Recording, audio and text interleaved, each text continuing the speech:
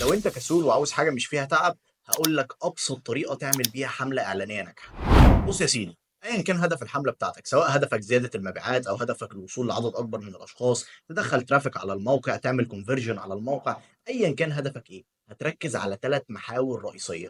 رقم 1 اعرف جمهورك، أرجوك اعرف جمهورك مين، سِنُّه، اهتماماته، تفضيلاته، احتياجاته، مشاكله، اعرف جمهورك كويس عشان تعرف توصل له. رقم 2 اهتم بالcreative. إيه هو الcreative؟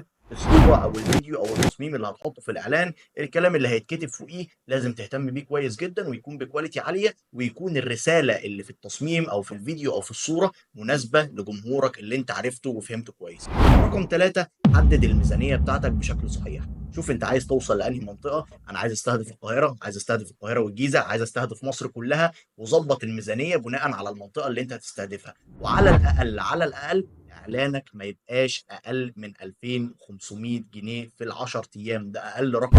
وفي ناس من الناس اللي شغالة في مجال الmarketing هتشوف كلامي ده هيقولوا إزاي أنت بتقول لهم كده، دي ميزانية قليلة جدًا، بس 2500 جنيه في 10 أيام دي أقل ميزانية أنت ممكن تبدأ بيها. لو عاوز تعرف إزاي تقدر تعمل بقى حملتك الإعلانية بالتفاصيل وبكل خطوة فيها، وإزاي تقدر تحدد ميزانيتك بشكل صح وبناءً على إيه، وتعرف كل التفاصيل اللي أنت محتاجها في الmarketing سواء بقى على فيسبوك، إنستجرام، تيك توك، سناب شات، جوجل آدز، هتعرف كل حاجة عن طريق الكورسات الموجودة على منصة The Good Academy. تقدر تخش دلوقتي وتشوف الكورسات ونبقى مبسوطين لو أنت معانا. أنا زياد سليم وإحنا هنا في The Good Academy.